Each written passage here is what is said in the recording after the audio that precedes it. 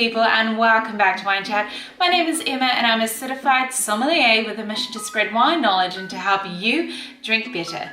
There is one place in the world that produces world-class wines, and it is very close to my heart, and that place is New Zealand. And of course we couldn't get through tonight's chat without me sipping on some delicious Kiwi wine while I chat with you. So tonight I am drinking the New Press 2019 Sauvignon Blanc from Marlborough. This was kindly sent to me by the team at Specialist Cellars here in London, but more on the wine a little later.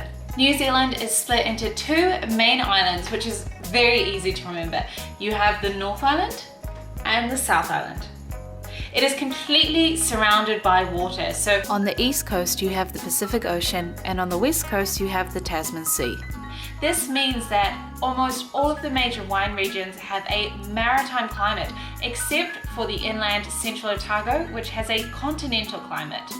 One of the fascinating things about New Zealand is that although it's not very big, it is very long, meaning that in the two islands and the many wine regions within them, they can produce a wide variety of wines. Generally, the North Island is warmer, it's less mountainous than the South Island, and the wine regions in the North Island tend to get more rain than in the South, as there's less protection from the sea and the ocean on either side. The South Island is the larger of the two islands. It's cooler, and down its spine it has the Southern Alps mountain range running down it. The South Island gets an abundance of sunshine, which helps with ripening, while consistently cool nights help the grapes to retain their vibrant acidity. New Zealand's wine regions are called Geographical Indications, or GIs for short. Now this is the New Zealand equivalent of an appellation, a DOC, or a DOP. There are 21 GIs in total, and they cover all the major wine regions such as Hawke's Bay, Marlborough and Canterbury, as well as some smaller sub-regional GIs such as Waiheke Island, Cuneo and Matakana, which are all a part of the larger Auckland GI.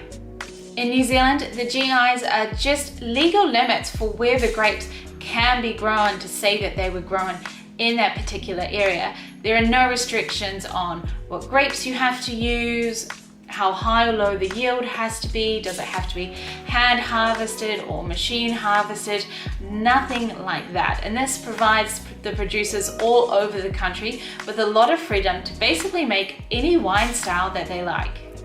The New Zealand wine industry is still quite young, especially compared to its European counterparts.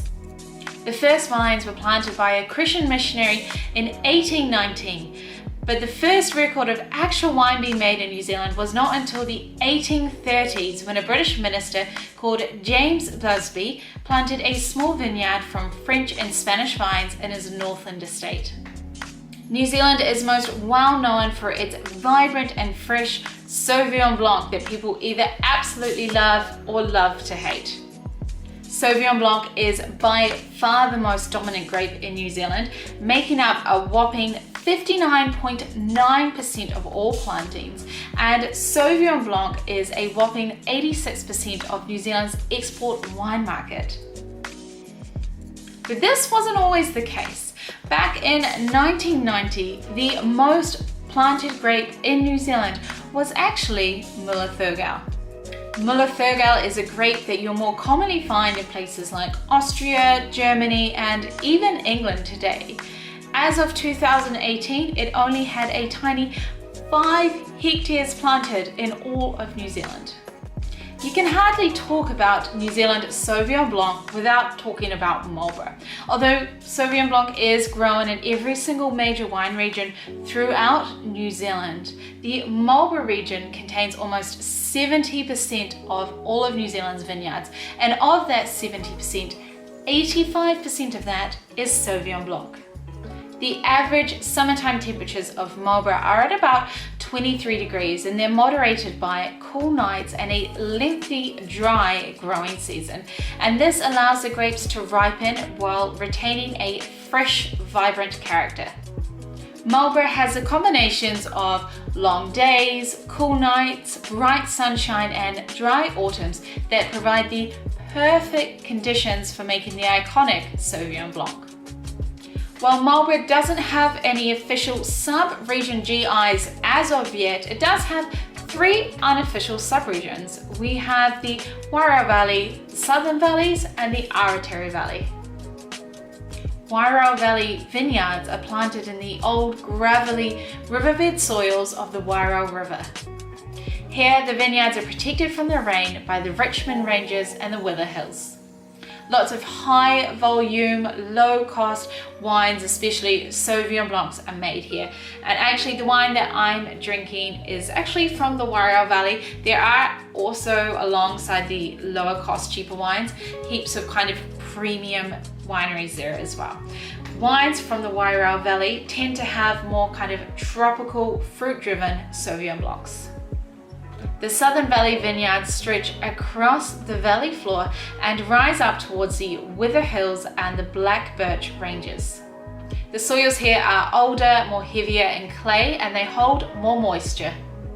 The Awatere Valley is the driest, the coolest, and the windiest of the 3 sub-regions. It is flanked by the Black Birch and Kaikoura ranges. Dramatic river terraces have been carved out, creating free draining sites with alluvial gravels along the banks of the river. Wines from here are highly regarded and distinctive. The Sauvignon Blancs from here tend to be more savoury and herbaceous. Marlborough, and indeed most of New Zealand's Sauvignon Blancs, are made in an incredibly fresh style where they're fermented in stainless steel, and a lot of the especially cheaper options are available to drink only a few months after the grapes were harvested.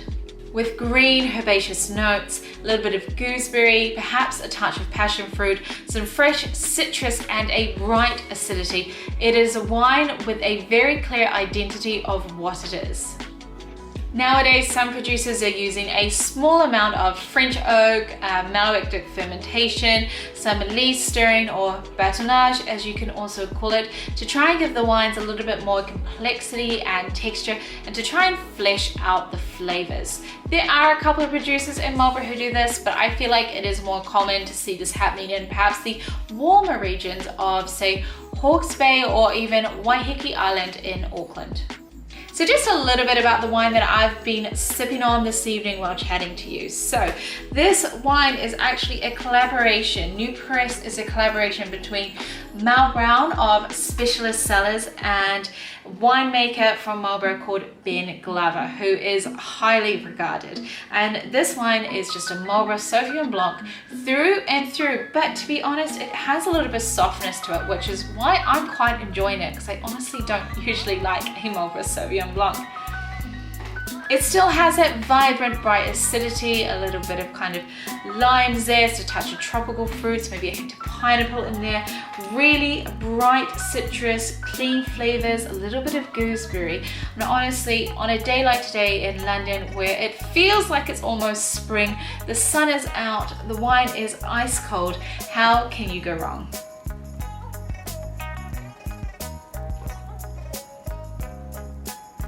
That is all for this week's wine chat of New Zealand wine, covering a little bit of the history and of course the iconic Sauvignon Blanc. If you have learned something new today, let me know in the comments below. I do love to hear from you. Make sure that you are subscribed for more wine education, and stay tuned for part 2 of the New Zealand wine series coming to you next week. Until next time, remember, drink better, be better.